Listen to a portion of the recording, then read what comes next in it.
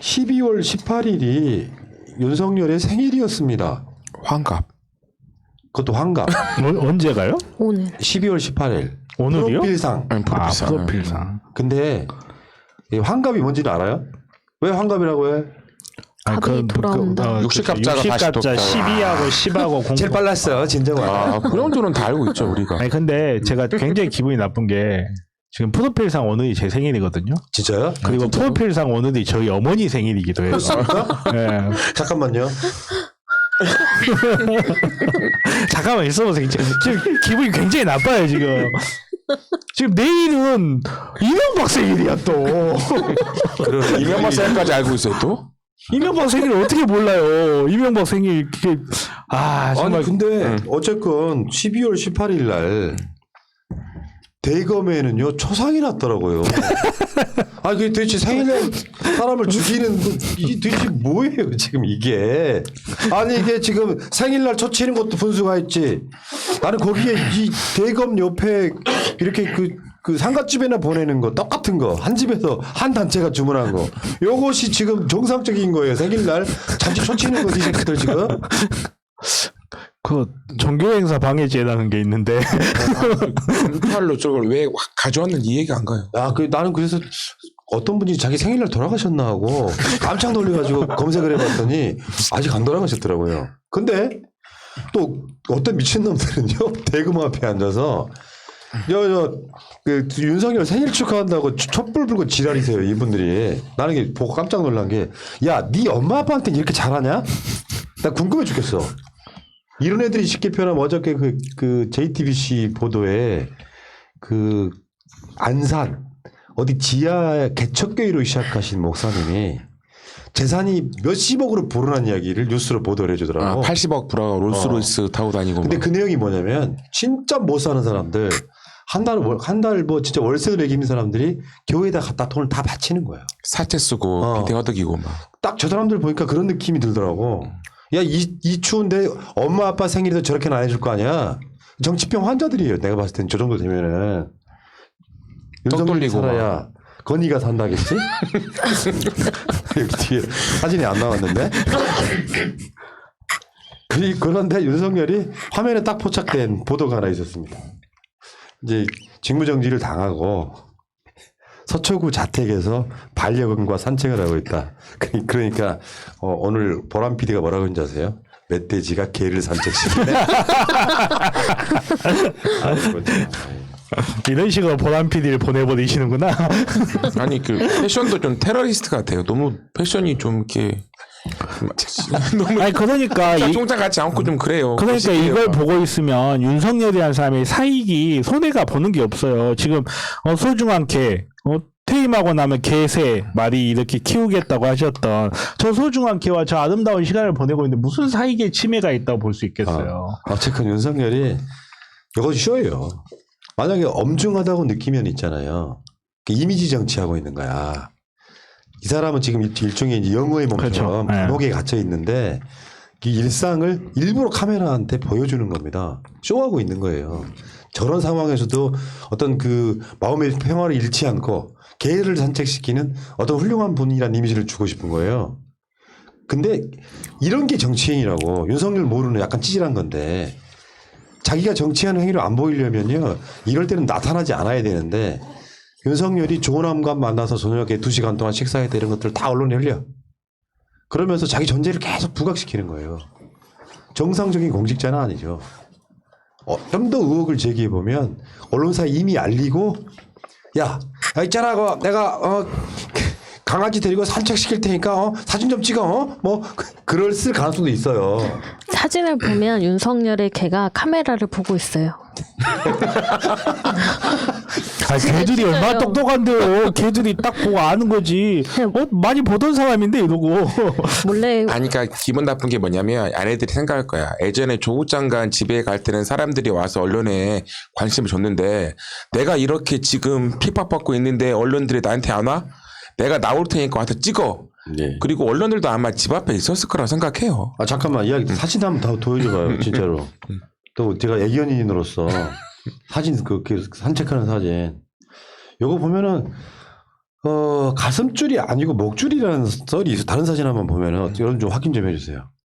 강아지 키울 때 아주 어렸을 때 교육시킬 때는 목줄이 맞고요.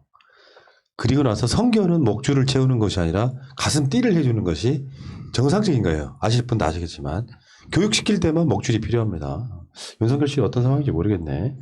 자 넘어갈게요. 내가 봤을 때 이게 처음 하는 것처럼 보이더라고. 어색해요. 계산책에 대한 기본 ABC가 안 돼 있는 느낌이었어요. 아이, 그동안 바쁘셔가지고 걔랑 시간 보내셨겠어요. 정말 재판장님 잘 보십시오. 이분이 자기의 생활을 찾고 걔와 함께 아름다운 시간을 보내고 있는데 이걸 굳이 다시 원칙으로 돌려보내야 되겠습니까? 계속 산책하게 놔둬야지. 제 생각인데요. 집에 계시면 삼식이가 될 수도 있어요. 외출도 못하니까. 그래서 개 산책이라도 시켜라는 사모님의 엄역이 있을 수도 있습니다. 네, 알겠습니다. 자, 문제는 이제 잠깐 묻자 원소리였고, 윤석열 측이 오늘 말한 것은 뭐냐면은, 이게 어떤 흐름 속에서 나온 이야기냐면, 문 대통령을 상대로 한 소송 맞다. 어제까지도 이완규가 했단 말이에요. 그런데 오늘 입장이 좀 바뀌었어요. 문 대통령을 상대로 한 소송이라고 하는 건 지나친 단순화이자 왜곡이다. 그러니까 이게 이제 윤석열 측은 이렇게 이야기를 하고 있는 거거든요. 나쁜 선례를 남기지 않기 위해서 지금 뭐 법무부의 위법한 감찰 징계에 대한 정당한 대처다 이런 식의 언론 플레이를 하고 있는데 임명권자인 대통령과 싸움하는 거다 맞다라고 했다가 하루 만에 입장이 바뀌었던 거는 저는 제가 봤을 땐 그래요. 윤석열 측이 이 톤다운한 게 전 쫄았다는 거라는 어떤 느낌이 들더라고요. 그러니까 느낌이 아니라 그게 왜 맞는 거야? 부담스럽다 정도가 그런 게 있는 것 같아. 의기양양하게 나 맞아. 대통령하고 같이 싸우는 건 맞아. 왜냐하면 조중동 등이 그걸 부추겼거든. 지금부터 가면 대통령하고 싸우는 거야. 그러니까 그걸 당당하게 외치던 놈들이 아니 그런 건 아니고 나는 법무부 장관하고 싸우는 거다라는 이야기가 나와서 대통령은 아니고 임명권자에 대해서 그러니까 위법한 감찰 징계 추미애 법무부 장관과 싸우는 거다라는 의미를 더 부여하고 싶어하는 것 같더라고요. 그러니까 이 사람이 이렇게 바뀔 수밖에 없는 게 처음에는 정말로 이렇게 자기가 뭐 말씀드렸다시피 윤석열 나갈 수 있는 입장이 아니에요. 그리고 싸우는 동안에 윤석열은 될 수 있으면 크게 소리를 내면서 싸워야 돼요. 큰 소리를 내면서 싸워야 되는 입장이기 때문에 나 대통령하고 싸우는 건 맞아 이렇게 했는데 다음날 집에 와서 곰곰이 생각해보니까 내가 저번에 국정조사 때 대통령이 있으라고 해서 있는다 그랬는데 그렇지. 근데 대통령하고 싸운다 그러면 말이 좀 이상한데 하니까 지금 톤다운을 급하게 시켰다는 느낌이 좀 들더라고요. 예. 그러다 보니까 이제 그리고 이렇게 행정소송할 때 피고 적격이 이렇게 대한민국을 상대로 행정소송할 때는 법무부 장관이 또 피고 이름으로 들어가거든요. 그러다 보니까 이제 법무부 장관으로 이렇게 살짝 빠지면서 이렇게 톤다운을 하고 있는데 결국은 이제 자기 말에 지금 자기가 발목이 잡히고 있는 형상이죠. 이런 것도 있어요. 그런 논리라고 하면 왜 추미애 장관 상대로 소송을 해요? 추미애 장관은 징계위를 열었을 뿐이고 이런 논리라고 하면 징계위원들하고 싸워야지. 추미애 장관이 여기에 대해서 뭐 징계를 몇 개월 하라 해임하라고 뭔가 가이드라인을 준 게 아니잖아. 물론 내가 약간 억지를 부리고 있는 건 맞긴 합니다만 이런 논리라면 똑같다고. 징계위원들이 그런 결정을 내렸으면 징계위원하고 싸워야지. 이제 와서 대통령 아니고 법무부 장관이에요 말하는 것은 그냥 쫄았을 뿐이에요. 엄청 부담스러운 거지 이제부터는. 자기 발목에 자기가 걸려 넘어지는 경우 있죠. 볼매 임진이 그런 경우 있지. 어쩌다 보니까 집에서 내 발목에 내가 넘어지는 경우가 있잖아요. 소주 3병 미만으로 그런 일 없답니다.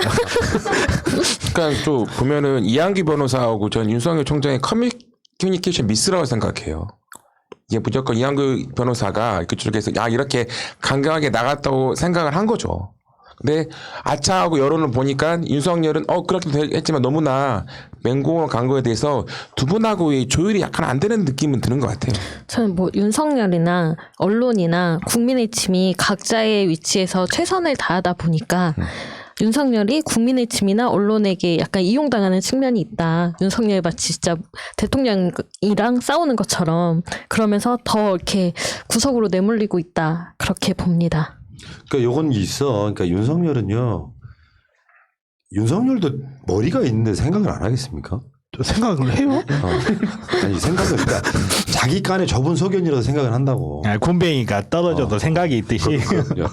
그 생각을 하면 정치권으로 가는 것도 본인한테 부담입니다. 어떻게 보면. 그러니까 정치를 한다고 하는 거 아마 지금 방송 들으시는 정치인 계시면 1번 한번 쳐보세요. 정치한다고 내가 정치하겠다고 생각을 하면 엄청난 마음의 결심이 필요해. 어마어마한 막 어떤 비판도 쏟아질 거고 그 과정에 다른 것도 아니고요. 지역구 국회의원 나가는 게 아니고요. 대선 나가야 되는 상황이면 사실은 윤석열은 국민의 지침 사람들 믿겠어요? 문 대통령보다 더 못 믿을 놈들이에요. 윤석열 입장에서 보면. 어떤 놈들인지 알지. 그 지지층은 어떻고. 그런 것들을 생각을 할 거란 말이죠. 그러니까 이 정치를 할 것처럼 냄새만 풍기다가 특정 시점에 자기 리스크가 사라지면 그냥 조용히 사라질 가능성도 높은 사람입니다. 그쪽에 들어가고 싶지 않아. 정치를 대선 나가겠다고 생각하면 내 생활의 전부가 다 달라지는 거예요. 결심하기까지. 그래서 공무원 생활만 해왔던 자가 쉽지 않은 작업입니다. 그러니까 지금 정치하는 사람들은 특히나 대통령 정도 오른 사람들은 엄청난 과정을 겪어서 올라간 거예요. 그 자리가. 온갖 그 검증 등을 통해 가지고 한 나라를 경영했다고 하는 거잖아요. 그러니까 윤석열 자체가 대선을 결심하기는 좀 쉽지는 않을 거라는 그런 생각을 저는 하고 있거든요. 어쨌든 지금 윤석열이 이쪽에서 입장이 바뀌면서 엄청나게 부담을 느끼고 있구나 이런 생각을 해봤는데 어쨌든 22일 날 어떤 결정이 나올지 모르겠습니다만 정상적인 상황이라면 윤석열의 청구를 기각하는 게 맞고요. 근데 진짜 열받는 게 뭔지 아세요? 대한민국 사회가 판검사들에 의해서 예측 불가능한 나라가 돼버린다는 거야. 누가 봐도 해임인 거 해임 못 시키는 건 예측 불가능이잖아요. 그래서 해임이 아닌 다른 걸 맞췄다라고 자랑하는 사람은 바보 같은 소리 하는 겁니다. 상식적이어야지 해임이 어느 쪽도 해임이라고 생각할 때 해임을 시켜주는 것이 맞는 거지. 상대방 당황시키려고 정직시킵니까? 그 말도 안 되는 거지. 그건 원칙이 벗어나는 거고요. 자, 어쨌든 윤석열 씨는 지금 22일 날 사활을 걸고 있다. 이 말씀을 이야기해 보겠습니다.